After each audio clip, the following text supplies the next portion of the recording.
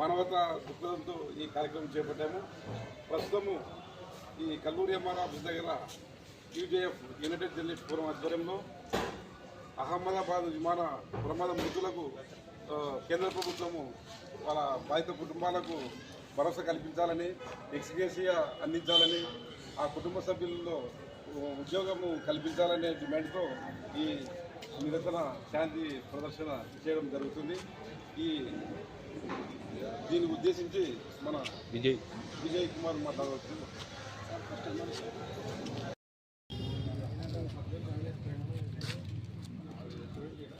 అట్లా పైకి లేదు చూడండి, అక్కడ 4 సినిమాలది రియాలు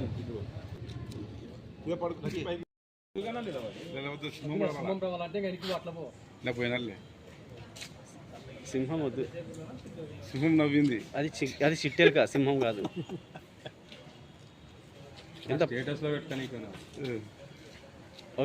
నాగేంద్ర, కర్నూలు నగర అధ్యక్షుడు.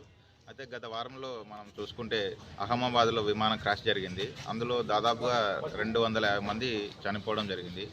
అందులో ఇంకా అంటే డాక్టర్స్, మెడిసిన్ చదువుతున్న వాళ్ళు అంటే రేపు థర్డ్ ఇయర్ అయిపోతుంది, మనకు కళ బంగారు కళ అవుతుంది అని అనుకున్న సమయంలో వాళ్ళు కూడా దాదాపు 25 మంది చనిపోవడం జరిగింది. అంటే ఇదంతా మనం చూసుకుంటే చాలా బాధాకరమైన విషయం. కాబట్టి వీళ్ళందరికీ ప్రభుత్వం నష్టం భర్తీ చేసి వాళ్ళకి ఒక్కొక్కరికి ఇంటికి ఉద్యోగం కల్పించాలని, అలాగే వాళ్ళ కుటుంబాలకి నా ప్రగాఢ సానుభూతి తెలియజేస్తూ అందరికీ ధన్యవాదాలు.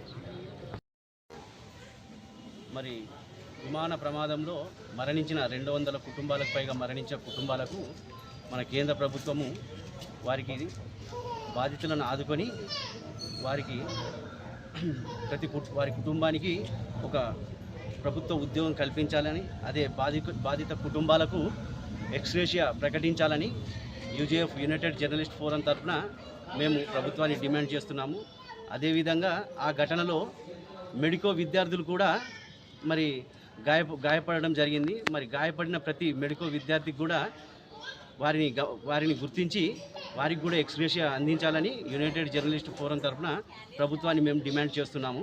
United Journalist Forum EC member Vijay Kumar గిల్గిత్తా.